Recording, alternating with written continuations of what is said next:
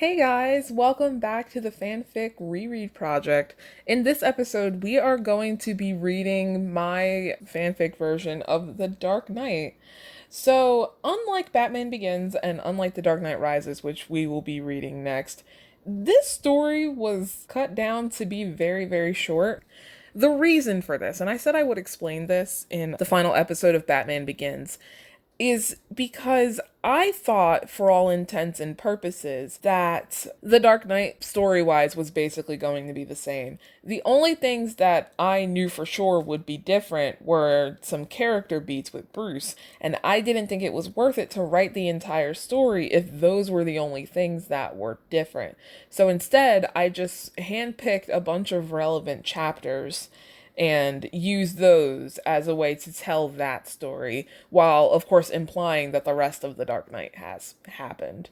And looking back, I probably should have just gone ahead and written this in full. I guess I understand at one point it was not going to be very different, but later down the line, there might have been some additions that could have shifted things. But it is what it is. So this document is literally only 11 pages long, as compared to the 96 pages of Batman Begins. But let's jump right into it with this first chapter is Harvey Dent. Whom? New character. Everything in that place was so nice. Even the elevator was nice, Harvey thought as he looked at himself in the mirrored walls. The lights were actually flattering. His hair looked like gold and his skin like copper. His suit shone in gunmetal gray. Absolutely unbelievable, he thought. Rachel stood next to him in a floor-length gown shaded in an exquisite emerald green. Her rich brown hair was in an elaborate twist, and her lips were painted ruby red, and both stood in beautiful contrast to her sparkling ivory skin. If he was honest, he felt anxious. He wasn't one for big parties, and a party held in Bruce Wayne's penthouse was sure to be spectacularly huge. He felt underdressed, and they hadn't even gotten off the elevator yet. All right, let's pause. Number one, this first paragraph really goes in on emphasizing how nice everything is. And like, oh, the lights are flattering. And then the way that it uses all of these like precious metals and precious stones as like descriptors in this to really bring home the fact that like it's really nice. It's a bit much. But I appreciate what I was doing here. These are the like most in-depth descriptions of people that we've gotten in any of these. Usually we just get like a brown skinned man, he's 50, and then that's kind of it. But this gets like we get hair colors and skin colors and stuff here. It's interesting.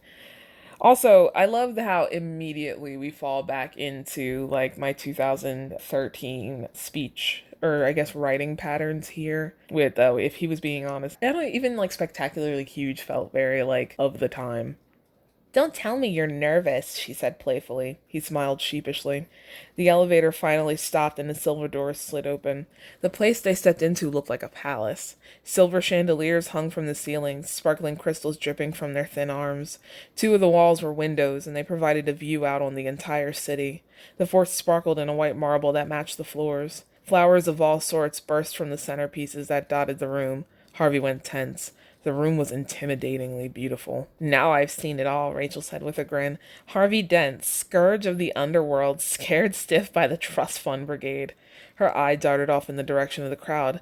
Miss Evans! Rachel, wait! But she had already waded into the sea of people. That's a very abrupt, like, it comes across as like, you know, that old like stupid joke where people make fun of people with ADHD where they're in the middle of saying something and they'll go, ooh, a butterfly. That feels like that, and I do not understand why she went immediately from like, oh, scared stiff by the trust fund brigade to, oh, Miss Person, and then runs away. Like, good lord. Harvey took a deep breath. An ocean of people stood in front of him, covered in their riches. Wayne had some serious friends, he thought, and famous ones too. He swore he saw Tony Stark and Peter Parker among the crowd. Well, that Peter Parker is famous. He willed himself to move forward, but his feet didn't seem to want to go. A little liquid courage, Mr. Dent. A white-haired man of at least 70 approached him, a tray of drinks in hand. Pin that description of Alfred. We will talk about it during The Dark Knight Rises. Thank you, he said, taking one. You're Alfred, right? Yes, sir. Rachel talks about you all the time. You've known her entire life, right? Oh, not yet, sir. Harvey laughed. Any psychotic ex-boyfriends I should know about? Alfred smiled. Oh, you have no idea. Harvey watched as he walked away. He took another deep breath. He was just starting to force himself forward again when the sound of a helicopter reached his ears. So Harvey comes across like he actually does have, I don't know if it's like straight up social anxiety, but definitely feels like that. The fact that he has to physically, like, and not even just like regular nerves where it's like, okay, let's do this. You shake your hands out and then you go. Like, he literally is just like, I cannot move. I need to move. And like that level of like having to think about it definitely reminds me of social anxiety. So that's an interesting character tidbit.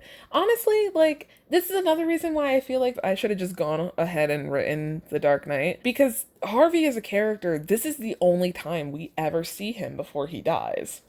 So I feel like having previous chapters would have really given us a much better sense of the character and made a lot of things that he does in this movie make a lot of sense.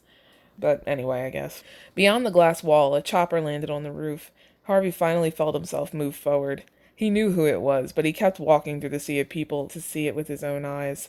Bruce Wayne stepped through the doors, a pert girl with cherry red hair on one arm and a golden-haired woman of Amazon-esque proportions on the other. The man knew how to make an entrance, that was for sure. I just wanted to note very quickly that the lady with the blonde hair, the tall tan lady, she originally showed up in Batman Begins. The Tatiana girl that was the date of Mr. Thomas or whatever the fuck his name was. She originally was this girl, even though I think she was Tatiana in the actual movie or whatever. But I wrote her out because I realized, like, as I was going into The Dark Knight Rises, that Brianna was having an actual role, but this chick never came back. So she was just kind of there, and I was like, I'm gonna just get rid of her. But yeah, anyway. Sorry I'm late, he said, grabbing a flute of champagne from a tray. Glad to see you started without me. Where's Harvey? Harvey's eyes widened. He downed the drink in his hand and stepped forward. Wayne smiled. And where is Rachel? There she is. Harvey followed his gaze. She was standing between an older blonde-haired woman and a strongly built woman with auburn hair. She cringed slightly. Rachel Dawes, my oldest friend. When she told me she was dating Harvey Dent, I had one thing to say. The guy from those god-awful campaign commercials? The crowd laughed. Harvey bit his lip. I believe in Harvey Dent, he continued. Nice slogan, Harvey. But it caught Rachel's attention, so I started paying attention to Harvey, and all he's been doing is Gotham's new DA. And you know what? I believe in Harvey Dent. On his watch, Gotham can feel a little safer, a little more optimistic. So get out your checkbooks and make sure he stays right where we want him. He raised his glass. To the face of Gotham's bright future, Harvey Dent. Harvey raised his glass as well. He felt himself ease a bit. And that's the end of his chapter. It was fine. That last paragraph had a lot of repetition. And it's like, it caught her attention, so I started paying attention. And it's like, there's just... say something else, you know? And I think I copied this right, like, from the movie, so maybe it sounds better when Christian Bale says it, but I don't know. But yeah, that chapter was fine. I honestly feel like this chapter and the chapter following that we're about to read could have been the same chapter and you would have lost nothing. But yeah, for what it is though, it's fine. So moving on. The sky glowed indigo above the towering buildings. It was nearing night, but the lights of the city made it feel bright. Rachel watched Bruce walk out of the doors and lean against the banister. She saw him let his shoulders drop, and he flung the champagne in his glass over the railing. Then she headed out the doors herself. The air outside was cool. A soft breeze blew the loose strands of her hair. Harvey may not know you well enough to know you well enough. Well, hold on. Aha. There's a moment of repetition here by accident, good God. Harvey may not know you well enough to know when you're making fun of him, she said, crossing her arms, but I do. Bruce turned, shaking his head. I meant every word. She leaned her hip against the banister. The sounds of the street floated up towards them. Remember when you told me about the day that Gotham would no longer need Batman? She nodded, curious. She had a bad feeling about where this was headed. It's coming, Rachel. It's happening now. Harvey is that hero. He locked up half the city's criminals, and he did it without wearing a mask. Gotham needs a hero with a face. She looked down. She had feared that this might happen, that he might have misunderstood her. She looked into his face. He looked tired. She wondered if he was really looking forward to it as much as he sounded. What? She wondered if he was really looking forward to it as much as he sounded. I guess that makes sense. I don't know. And look, Bruce, She was interrupted by the doors opening behind them. You can throw a party, Wayne. I'll give you that, Harvey said as he strode towards them. She noticed that Bruce stood a little straighter. Thanks again. Mind if I borrow Rachel? She moved towards them. She could feel Bruce's eyes on her back as she left. Okay, so here, with Rachel mentioning, like, that Bruce apparently misunderstood what she said at the end of Batman Begins, I'm not entirely sure what she means by that. Because I think what she said is pretty straightforward. She said that maybe one day when Gotham no longer needs Batman, they could be together. That is what she said, right? Like, am I misremembering? I did record this a whole day ago, so maybe I'm wrong. Yeah, we'll see. Let's keep going. Harvey pulled her into the kitchen, away from the crowd and the noise. He looked a bit shaken. It was odd, she thought. It was only a party. Okay, I know I just stopped, but we kind of do need to talk about Rachel and her somewhat casual ableism. It's more obvious here than it is in Batman Begins, but there are some moments where she says some things that are kind of suspect. In particular, there's this, because she's like, oh, it's just a party, not even realizing that, some people have anxiety. And then there is that moment in Batman Begins where she says, well, I do what I do to put thugs like Falcone in prison, not in therapy. And it's like, what the fuck does that? Why? What? And like, yes, that line was in the movie. Doesn't mean it's not ableist, but it's just like, I for some reason I remember this actually being like a consistent character flaw with her, which if it's intentional, I kind of get it, but I'm also like, why though? What does it add? You know? It's just like, it's curious to me that this is like a thing for her. It's nice that Rachel has flaws, but it's weird that this is one of her flaws because I don't understand how it informs the story at all. But moving on. You cannot leave me alone around these people. She smiled. The whole mob is after you and you're worried about these guys? He eyed the crowds through the door. Compared to this, the mob doesn't scare me. Although I will say, them gunning for you makes you see things clearly. Makes you think about what you couldn't stand losing and who you want to spend the rest of your life with. The rest of your life, huh? She felt her heart swell. It was hard to keep the smile off of her face. It's a pretty big commitment. Not if the mob has their way. Don't do that. Okay, let's be serious. What's your answer? She opened her mouth to answer him, but stopped short. She thought back to Bruce. She needed more time to explain to him. She didn't want him to disappear on her again. I I don't have an answer, she said to Harvey. It hurt. He bit his lip and looked down at the floor. I guess no answer isn't no.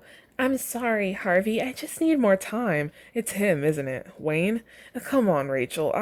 That's not what... Her eyes widened as Harvey went unconscious. Bruce had him around the neck. What are you doing? She said to him in disbelief. They've come for him. He wasn't in the suit yet, but he already sounded like he was. She whipped around at the sound of a gunshot firing in the room behind her. When she turned back, he was gone. She moved warily back into the crowd of people. They were all completely silent. A voice rung off the walls, raucous, uneven. Uh-oh. Excuse my Joker impression. I'm going to do my best here. I only have one question. Where is Harvey Dent? No one answered. I'll settle for his loved ones. Slowly, she pushed through. She didn't get a good view of them until she neared the front. A bunch of thugs in clown masks and face paint circled a large gap in the crowd of people. The Joker stood in the middle. He looked even ghastlier in person, she thought. The white grease paint had creased in the wrinkles on his face, and his green hair was greasy and fading. The black paint around his eyes had started to run into his crow's feet. Red paint was smeared over the gruesome scars that extended from the corners of his mouth. Even when he frowned, he looked like he was smiling. An older man stepped into his path. We're not intimidated by thugs. The Joker cocked his head to the side. You know, you remind me of my father. Violently, he grabbed his head and put a knife to his mouth. I hated my father. Stop! Rachel had moved forward despite herself. She swallowed hard as the Joker's flat black eyes darted in her direction. Hello, beautiful, he said, moving in her direction. Oh, God, come on. We were doing so well. As well as we could do in 2013, but still. You must be Harvey Squeeze. He circled her, looking her up and down. And you are beautiful, she cringed. She looked down when he looked into her face. He looked nervous. She felt a gloved hand lift her chin. He stared right into her eyes. It's the scars, isn't it? She didn't answer. Want to know how I got 'em? He squeezed his fingers into her jaw and pressed the knife to her mouth. She heard someone gasp. I had a wife, beautiful, like you, who tells me I worry too much, says I need to smile more. His eyes flicked up toward the ceiling as he paused to lick his lips, who gambles and gets in deep with the sharks. One day they carve her face. We don't have the money for surgeries. She can't take it. There was a slight shift in his voice, and his eyes started to glass over. I just want to see her smile again. I wanted to know that I don't care about the scars. So I put a razor in my mouth and do this to myself. He jerked his thumb toward the scar that went up his left cheek. And you know what? She can't stand the sight of me. She leaves. See, now I see the funny side. His eyes went dark and a ghoulish grin spread across his face. Now I'm always smiling. She staggered slightly when he let her go, but just as quick she sent a heel into his groin. He hissed as he bent over, but when he looked back up, he was smiling. Got a little fight in you, he said with a laugh. I like that. Then you're gonna love me. We'd stand comedy genius Christopher Nolan. Good God. So I'm going to stop here before we get into the Batman fight and say that the Joker dialogue, the monologue was fine, but the early dialogue when he first sees Rachel, it feels really choppy because it's constantly cut up by action tags and dialogue tags. And the reason why this is, because there actually is a reason, is because I was trying to simulate the little pauses that Heath Ledger did in the movie. But the pauses here are too long because you have to take the time, like, especially if you're reading out loud, to read the dialogue tags between these. And if it's like 2 sentences, even if they're both short, that extends the amount of time between each line. And then the Joker's lines aren't that long. So it'll be just a bunch of short, choppy lines, like, over and over and over again. And it's like, don't do that. But anyway, moving on. She jumped back as the Batman came roaring out of the crowd. No one saw it. I love that everyone's just like watching I guess they were super distracted, but it's so funny. Like you turn around and he's just standing next to you. Screams echoed around the room. The thugs ran at him. He took them on 2 at a time, easily disarming them. The sounds of breaking glass and rushing footsteps obscured the crack of breaking limbs. Oh, God, Batman, jeez. Batman lunged for the Joker, but he grabbed one of his mooks and used him as a shield. Batman ripped the poor sap from his grip and smashed him to the ground. I always comment on this, but how violent Batman is in this really isn't okay. And this is not even like, oh, he's like this in the movie. Like, no, I remember specifically emphasizing how violent Batman was for a reason that I nowadays can't really, like, figure out. And it's really hard to read this again after having written 2 seasons of Speak of the Devil, where Matt starts out doing stuff like this, but then slowly decides to stop doing it because it causes a lot of unnecessary, like, damage. The Joker popped a blade in from the front of his shoe and kicked at the space between the plates in Batman's armor. She leapt back as Batman threw him in her direction. Why would he do that? Batman turned to deal with more of the thugs as the Joker rose from the ground. A sinking feeling went through her as he turned those flat eyes on her again and flashed a lurid grin. She started backward, but he leapt up and wrapped an arm around her neck. She struggled as he dragged her towards the glass window, a gun in his free hand. Everyone went quiet when a shot was fired into the ceiling. So, you know what it is? I think the reason why stuff from my early days of writing sounds really, really like consistent and similar and annoying is because all of my paragraphs are made up of really long sentences. Like that paragraph we just read, there wasn't a single short sentence between any of the long ones. But there are a lot of commas and stuff. So there's a very specific rhythm to the way that my early stuff reads that if you read my stuff from even just 3 years after this, it's very, very different. But anyway, let's get back to this. Drop the gun. The Batman was glaring at him, his yellow eyes blazing. Note that Batman's eyes are a different color. Keep it in mind. Sure, the Joker said. Rachel tore at the arm around her, but his grip tightened. Just take off your little mask and show us all who you are. Rachel shook her head. He had felt it. He took the gun and fired it at the window behind them. The glass rained down on the floor. Oh, God, stop saying the when you don't need to.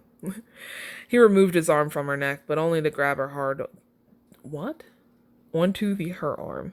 Okay, 1 minute. He removed his arm from her neck, but only to grab hard onto her arm. That's bad. He pushed her so that she dangled out over the roof of the floor below. The deep blue sky and city lights reflected in the glass beneath her. She felt that swooping feeling, and she wasn't even falling yet. Let her go, Batman growled. The Joker chuckled. Poor choice of word. He was cut off by a bottle smashing into his head. He let go of her arm as he yelped. Why did I put that in here? It's funny. It's a little funny moment, especially when you see who did that later on, but it's still like, why is that here? Rachel tumbled down the paneled roof, landing hard on her back, then tumbling on her knees, and then her back again. Suddenly, the sound of splintering wood met her ears and something broke beneath her. She only just caught herself on the seam. Oh, finally. Her hands slipped on the metal, and splintered wood pressed painfully into her arms. She looked up to see the silhouette of the Batman in the window above her. "No!" she screamed before he could start out after her. She wouldn't let the Joker have the satisfaction of massacring everyone at that party. She saw his eyes widen just before she fell. So I think this paragraph is a good example of what I mean, where most of the sentences are like really long. So it's like Rachel tumbled down the panel roof, and it's just like it goes on and on. The shortest one is she only just caught herself on the seam. But nowadays when I write, I tend to do like long sentence, short sentence, long sentence. It's not always like that, but it tends to like vary a lot more. So stuff from now tends to sound a little bit different than this kind of stuff. She crashed to the ground painfully. Her side ached and splinters pressed into the scratches on her arms. Oh, but she was laughing. How lucky, she thought. How very lucky. She took a minute to catch her breath. Her heart was beating a mile a minute. Oh. She kicked off her shoes before getting to her feet. It was painful, but she did it. She imagined her arms would be covered with bruises, if only that. She was in someone else's house. She didn't really know how she would get out. It was empty. The only sounds that reached her ears were the sounds of the city. She looked around. Furniture filled the dark room.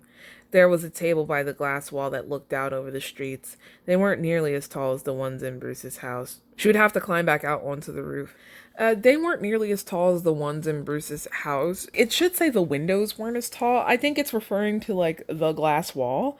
But you can't say the glass wall and then they weren't nearly as tall, because they clearly, like, one is in the singular and one is in the plural. That's very confusing.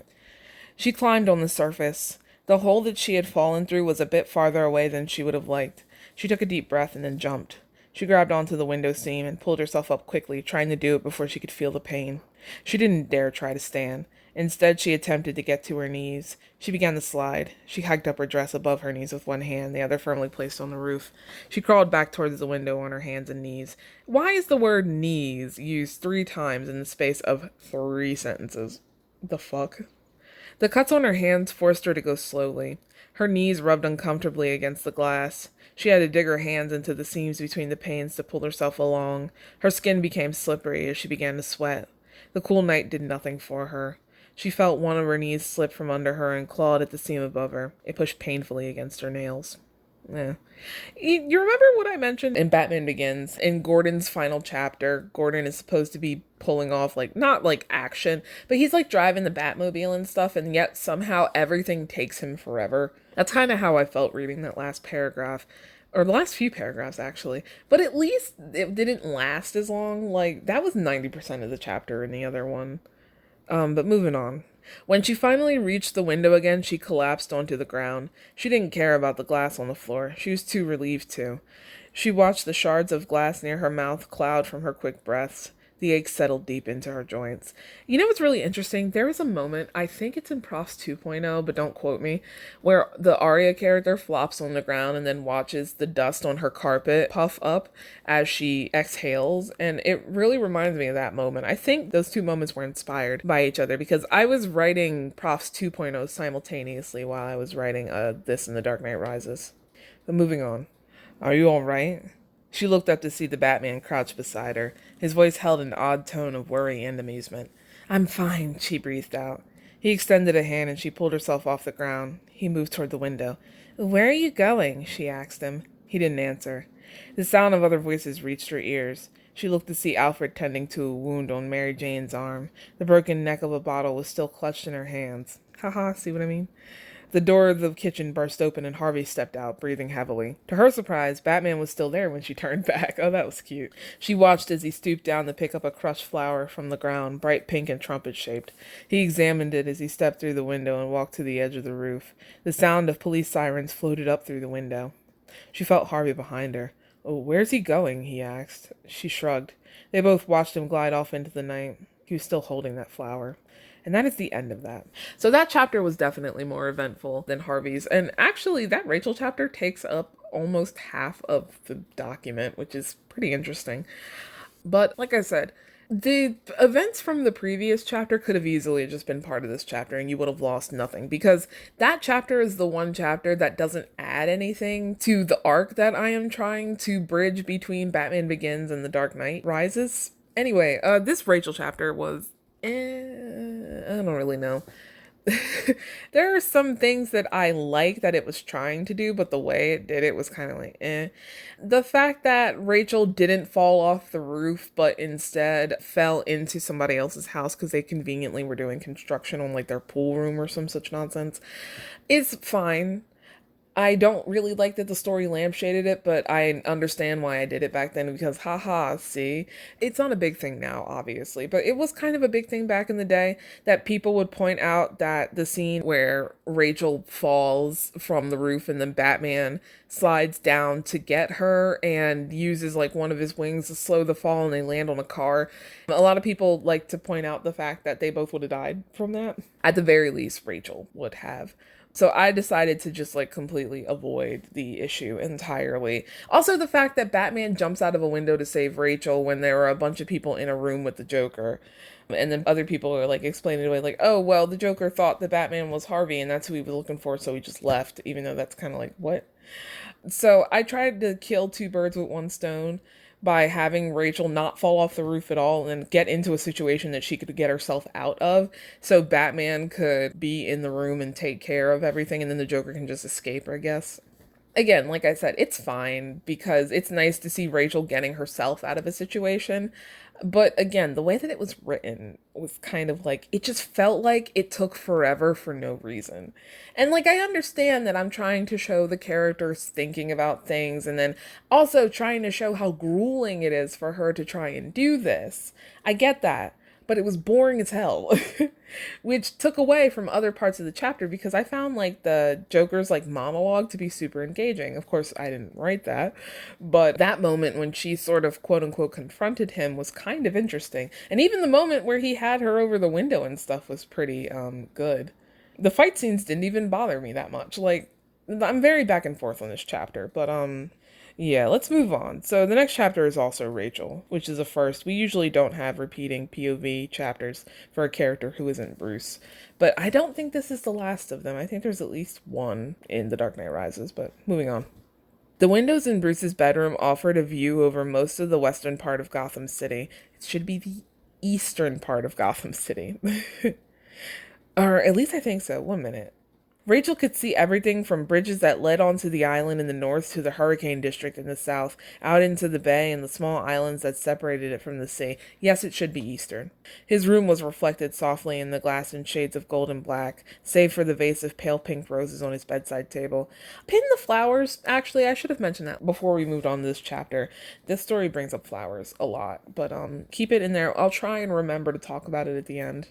She heard the door click open softly. Bruce was reflected in the window, too, a dark silhouette in the doorway. Harvey called, she said, turning to face him. He says Batman is going to turn himself in. He looked down. I have no choice. Do you honestly believe that's going to stop the Joker from killing people? She crossed her arms, but kept her voice soft.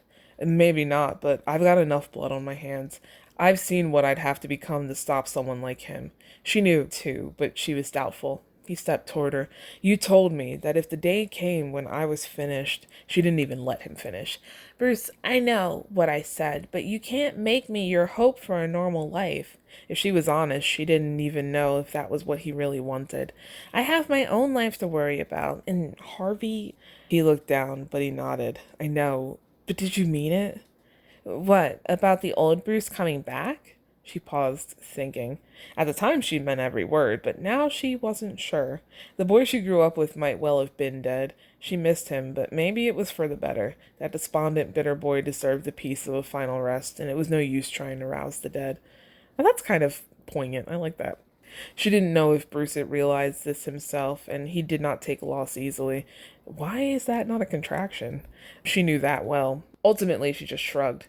I don't know. He nodded again and backed out of the room. She took a deep breath. She despised her inability to be straightforward with him ever since the day of the trial, especially then, as that was when he needed it the most. She moved for his desk. If she couldn't say it to his face, maybe written words would do him better. So that's the end of that chapter. Very short, but this is super important. I like this one a lot better than I did last chapter. It's literally a page, but it gets across a lot of pertinent information. There's lots of nice symbolism in here. The conversation makes sense. It is relevant. I like it. Yeah, I really like this chapter because this chapter, I think, is the one that directly connects what's happening in this to what happened in Batman Begins, you know? But let's move on to the next chapter, which is Alfred's POV. Savor this because this is Alfred's only POV chapter. Alfred entered the darkened space of Bruce's room. The sun was nearing the horizon, and the sky was only just beginning to purple above the glassy towers. The skyscrapers stood black in the dawn. He stepped past the gauntlets and boots lying on the ground, moving towards the bed. Bruce was lying on top of the covers, still in the suit, tucked under his cape. The cowl lay by his head. "I've prepared a little breakfast," he said in a low voice. He saw Bruce stir, but there was no answer. "Very well." He sat the tray on the bedside table. He could feel the letter in his pocket, but he didn't remove it. "Alfred?" "Yes, Master Wayne?" Black makeup was still smudged around his bloodshot eyes. He had not taken out the yellow contacts. Oh god, that's gotta be horrible for his eyes. Doesn't that hurt? Anyway, I don't wear contacts, so I don't know these things. Moving on. "Did I bring this on us? On her?" he asked in a low, hoarse voice. "I thought I would inspire good, not madness." Alfred sat on the bed next to him. "You have inspired good, but you spat in the face of Gotham's criminals. Didn't you think there might be some casualties? Things were always going to get worse before they got better." "But Rachel, Alfred..." His voice broke and he squeezed his eyes shut, digging his head into his arms. It had been ages since he'd seen Bruce cry like this, and it felt like years of pent-up emotions were finally being let loose now. A lot of words in there that didn't need to be there. "Rachel believed in what you stood for, in what we stand for. Gotham needs you. Gotham needs its hero, and I let the Joker blow him half to hell," he responded, his voice muffled through his arms and his sobs. "Which is why, for now, they'll have to do with you." Bruce looked up again, and Alfred wiped the tears from his eyes. After a moment, he removed the letter from his pocket. "What's that?" Alfred placed it in his hand. "From Miss Dawes." Bruce looked up at him as he rose from the bed. Alfred removed the vase from the bedside table before he left the room. All of the roses in the bouquet had wilted, the soft pink petals shriveled and pale. It was amazing how quickly they always seemed to go, he thought. The scent of ammonia lingered faintly in the air. That's the end of that chapter. So, yet another chapter that I think is much more directly important to the thing. Now, this is not to say that Rachel's first chapter is not directly important, but it's not as clear how it links to all the other stuff, because the pertinent scene, like the really relevant scene, is sandwiched between... Well, no, because the scene happens at the beginning, and then, like, the other 2/3 of the chapter are more concerned with, like, the Joker's here and all this other stuff, you know? But, yeah, so this is actually really big, because this is a very notable nail, as in for want of a nail. Did I explain this? I don't know if I ever explained this, but this is a pretty big nail in the plot, and it is the nail that The Dark Knight Rises turns on. So you may know, if you've seen The Dark Knight, Alfred does not give Bruce the letter in the movie. He very withholds it from him because he wants to spare him the pain of you'll see the contents of the letter in a minute, so you'll see why. But he withholds it from him. This is a huge thing in The Dark Knight Rises because Bruce spends his life thinking one thing about Rachel, but only to realize that Alfred finally admits to him that no, things are different than you thought, and she wanted to tell you, but I kept it from you because you were already in so much pain and blah blah blah. Here, Alfred gives him the letter, which changes things drastically, as you will see in The Dark Knight Rises. So let us continue to the last chapter in this. Bruce couldn't bring himself to open the letter until it was all over. The blue sky reflected in the marble floors as he lay in bed. It had been almost a year, but he hadn't been able to pull himself out of his old sleep schedule. The sun rose and set before he did, in the winter and in the summer. That's pretty wild, dude.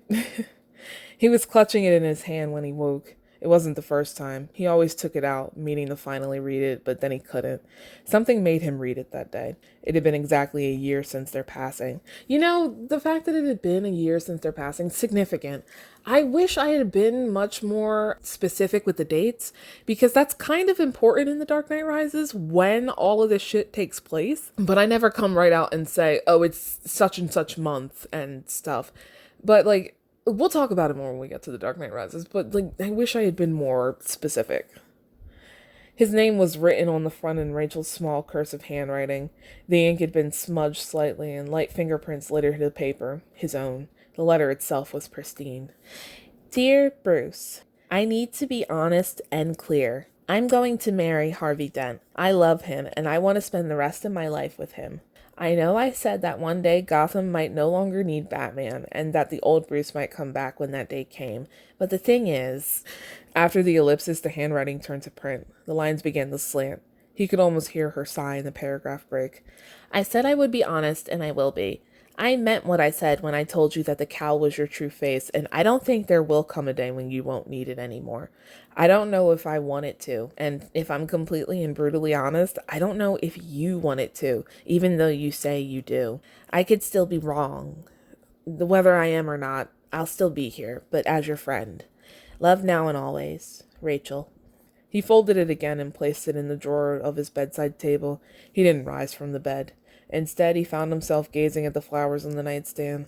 The sword lilies stood bright pink in stark contrast to the muted tones in his room, the trumpet-shaped blossoms reaching toward the afternoon sun. And that is the end of The Dark Knight. So, overall, well, actually, let me give assessments on this chapter. So that chapter's fine. It's very short. The purpose of the chapter is very clear. I guess now we can finally talk about the flower symbolism and use that as a segue to discuss this thing in its entirety. So you'll notice throughout the chapters, in Rachel's first chapter, there was a mention of the pink trumpet-shaped flowers. And here we get another mention of it. Pink roses come up quite a bit, or at least twice, which in this is quite a bit. I don't remember exactly what each of them means, but this was a whole thing where back in the first versions of this story, I was super into using the language of flowers as symbolism.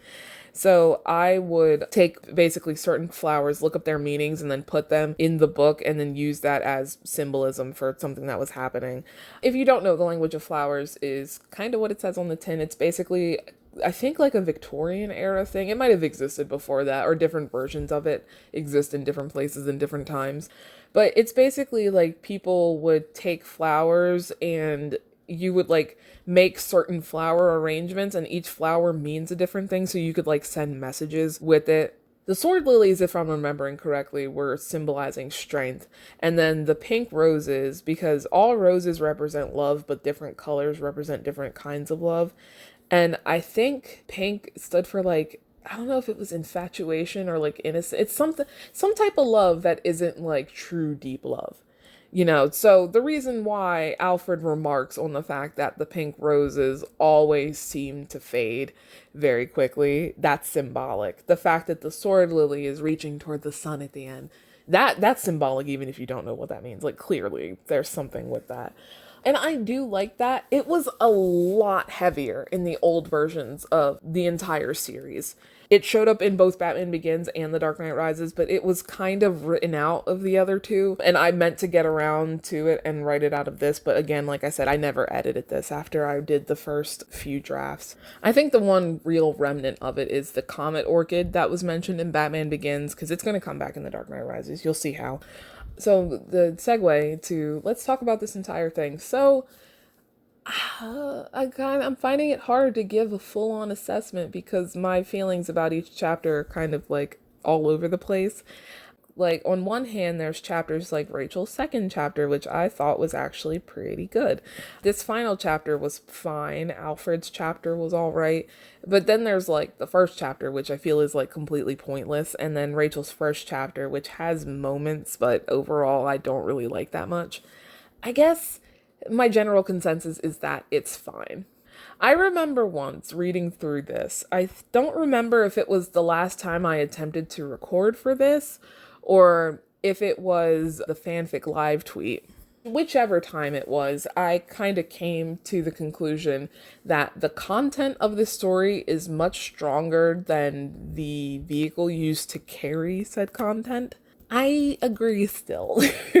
There is definitely some interesting stuff that happens here. And the character stuff that is, if you just cut out that Harvey chapter, this works perfectly as a bridge between Bruce's arc as it like jump starts at the beginning of Batman Begins and what you end up with at the beginning of The Dark Knight Rises. It's fine. Like, this is very important stuff. Clearly it needed to be there. But quality-wise, like, I do feel like if this had been written better, this would be great. Because the actual content of it is good. That said, I really do wish I had written The Dark Knight in full. This just feels like, yes, it helps with Bruce's arc, and like shortening it to cover just that feels fine, but there is so much we're missing here. And it's especially like bothersome because there are other characters, that don't die besides Alfred that show up in The Dark Knight Rises. I won't say who because spoilers, but it would have helped if we had more about that character and dug more into the issue here, because both of the previous stories play into what happens in The Dark Knight Rises. So it feels weird that we get the entirety of Batman Begins, but then The Dark Knight, it's kind of just like, well, let's just focus on this character stuff. Because we need the stuff with the Joker too. It's important when going into, especially because even just for the pattern of people assuming or underestimating the villains and learning why Bruce kind of is wary about doing the same thing in The Dark Knight Rises. I wish there was more of this. I feel like that's the first time I've said that. It may or may not be, but it feels like it. But yeah, overall, this is fine. It's the quality of it is really not that much better than, writing-wise anyway, than Batman Begins. Content-wise, slightly, it's hard to compare because Batman Begins is an entire story and this is a few chapters. But content-wise, I do think this is pretty solid. I just wish I had just written The Dark Knight in full. So yeah, that is The Dark Knight. So next episode, we will be beginning The Dark Knight Rises. Buckle in. This is going to be a long one. Good God. But I will see you for that. If you like this video, like it on the YouTubes and subscribe and watch other videos. Perhaps you will like some of the other series about some of my other old fanfics. Like I said, I will see you for the next episode. Bye!